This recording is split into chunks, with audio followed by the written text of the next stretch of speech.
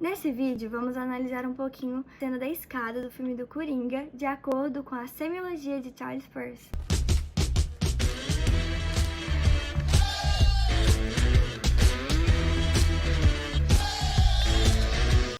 O filme foi gravado de setembro a dezembro de 2018 e ele foi lançado 3 de outubro de 2019. Ele trata sobre temáticas como doenças mentais e atualmente são abordagens muito relevantes. Além disso, esse filme ele tenta mostrar o Coringa, que é conhecido como ser um psicopata, o vilão de Batman, e ele tenta mostrar a história dele como o lado mais humano, como uma vítima de saúde mental, como uma pessoa que tem uma doença e que não sabe lidar com isso. E uma das doenças que o filme mostra bastante é o afeto pseudo-bulbar, que é essa condição de ter risos incontroláveis que você pode ver ao longo do filme. Além disso, o filme ele é feito em 1971 em Bronx, Nova York, que é conhecido como ser um dos bairros mais pobres da cidade, e também na década dos 70 ele já foi um dos bairros mais perigosos do mundo. Dado isso, o filme ele traz um ar de negligência. Você pode ver como o Coringa ele é uma vítima de negligência, que inclusive é mostrado como ele recebia auxílio pelo seguro social, ele recebia auxílio para seus remédios, para suas terapias, e ele foi cortado. Ele não podia receber mais, o que serviu para mostrar uma consequência ou uma das razões pelo qual a personagem acabou como acabou. Também, contextualizando um pouco mais o filme, o ator, ele é Joaquin Phoenix, que ele tem 44 anos, e é um ator conhecido por sua dedicação para cada papel que ele faz. Inclusive, ele emagreceu 24 quilos para fazer o personagem do Joker. O diretor, ele é Todd Phillips, ele tem outros filmes, mas ele é muito conhecido atualmente por O Coringa. E ele ganhou como melhor diretor e ganhou como melhor roteiro adaptado, e ele também é de Brooklyn, Nova York, que é outro bairro próximo de Bronx. O filme, no geral, ele ganhou o Oscar, ele ganhou o Globo de Ouro e ele ganhou o Critics' Choice Award para melhor ator, por Joaquin Phoenix. E também ele ganhou como melhor trilha sonora. Sobre os aspectos icônicos, é muito legal a gente ressaltar que, a partir dessa cena, o Coringa é como se ele estivesse realmente assumindo o seu personagem. Porque, se a gente for comparar com as cenas anteriores, o seu vestuário se apropriava de cores mais neutras e mais apagadas. A partir dessa cena, ele já aparece com o cabelo verde, com a maquiagem mais elaborada e com cores muito fortes, tipo o amarelo, o vermelho. Se a gente for analisar pela psicologia das cores, essas cores elas trazem muita personalidade, como o perigo, a intensidade, a esperança. Então, é muito interessante a gente observar esse contraste. E essas cores ainda continuam reforçando essa dualidade da cena, porque ao mesmo tempo que a gente tem uma música ali alegre, um figurino alegre, a gente tem uma maquiagem amedrontadora, uma música logo depois ali da metade, que vai causar um sentimento de apreensão. Então essa dualidade da cena, ela se mantém o tempo todo.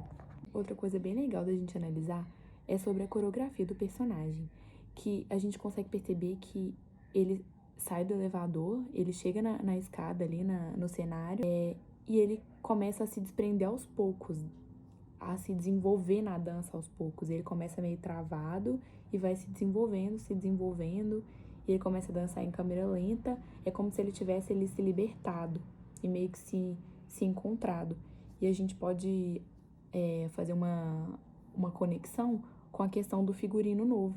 Então, acho que tudo se soma ali no final e é como se ele estivesse realmente encarnando no personagem do Coringa.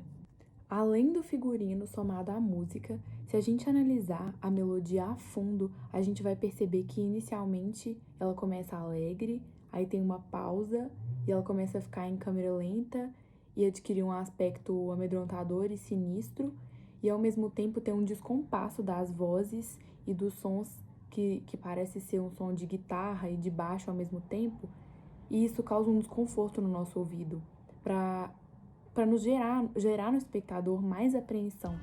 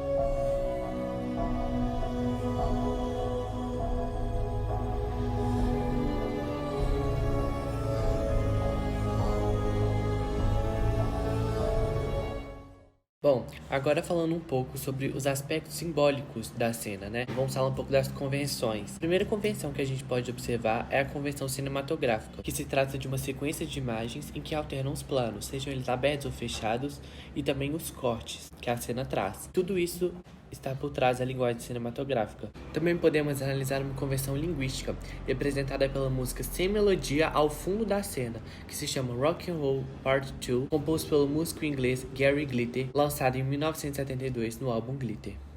E logo em seguida, uma música também sem melodia, profunda e triste, substitui a que estava tocando e muda o panorama da cena. Antes, era uma cena cômica, com uma música contagiante, e agora se tornou um momento sombrio e misterioso.